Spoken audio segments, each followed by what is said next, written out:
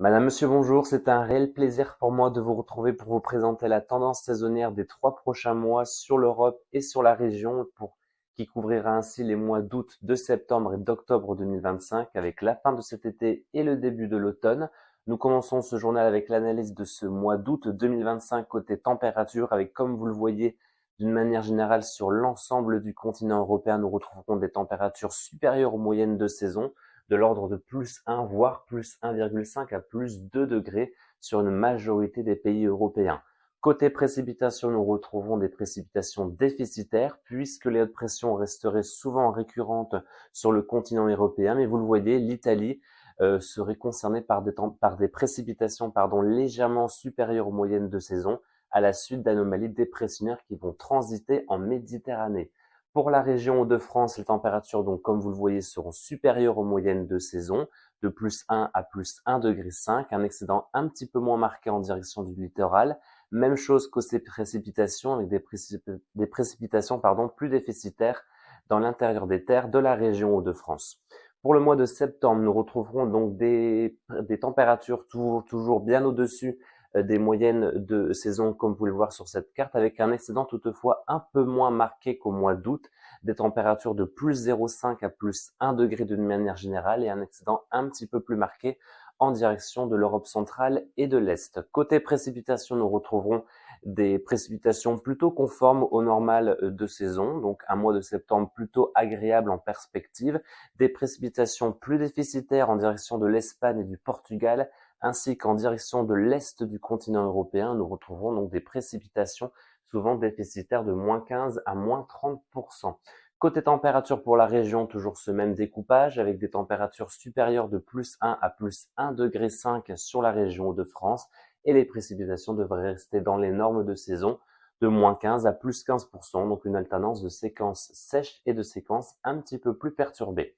Concernant le mois d'octobre 2025, nous devrions conserver toujours ces conditions relativement agréables. Alors, côté température, avec un excédent toujours relativement plus limité, de +0,5 à +1 degré, un excédent un petit peu plus marqué, comme vous le voyez sur cette carte, en direction de l'Europe de l'Est, avec un excédent de +1 à +1,5 degré. Côté précipitations, nous devrions toujours retrouver à peu près la même équivalence que ce mois de septembre, avec des précipitations plutôt conformes au normal de saison, plus déficitaires vers l'Espagne et la péninsule ibérique et plus déficitaires également en direction de l'Europe de l'Est. Et donc côté température pour notre région, nous devrions conserver des températures supérieures aux moyennes de saison de +0,5 à +1 degré et les précipitations pour notre région Hauts-de-France seraient plutôt conformes au normal de saison. Pas d'anomalie particulière qui se dégage pour le moment, mais bien évidemment, cette tendance sera réactualisée au cours du mois prochain. Et enfin, on termine ce journal avec la tendance saisonnière, la synthèse de cette tendance saisonnière pour ces 3 prochains mois.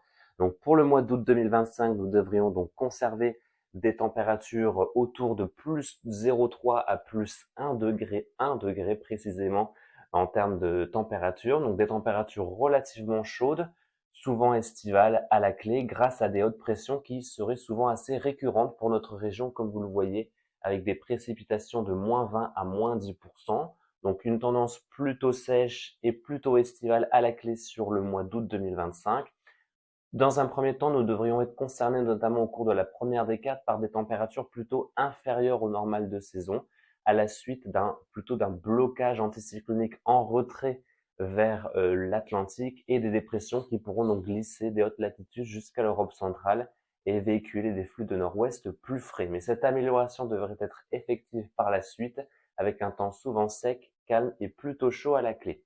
Pour le mois de septembre 2025, nous devrions conserver donc ces conditions plutôt agréables en termes de température avec un excédent de +0,5 à +1,5 degré, des précipitations comme vous l'avez vu à l'échelle de l'Europe plutôt conformes au normal de saison. Donc ça veut dire une alternance de séquences perturbées et de séquences plutôt sèches et anticycloniques et un mois de septembre quand même plutôt estival dans l'ensemble avec une atmosphère assez agréable. Mais comme vous le voyez, sur ces anomalies de température, il n'y a plus vraiment de très grosses vagues de chaleur en perspective sur notre région du moins, avec des températures chaudes et estivales, mais sans gros excès. Et enfin, pour le mois d'octobre 2025, vous voyez des températures à peu près similaires à ceux du mois de septembre, de plus 0,5 à plus 1 degré, des précipitations plutôt proches au normal de saison, et peut-être certains scénarios envisagent peut-être un mois un petit peu plus humide, mais nous aurons l'occasion d'en reparler au cours de la réactualisation de cette tendance saisonnière qui sera donc réactualisée chaque 25 de chaque mois. Merci à tous en tout cas d'avoir suivi cette tendance saisonnière. J'espère que ce format de présentation vous aura plu et je compte sur vous pour le 25 août pour la réactualisation de cette tendance saisonnière. Je vous souhaite à tous une très belle semaine et à bientôt. Merci.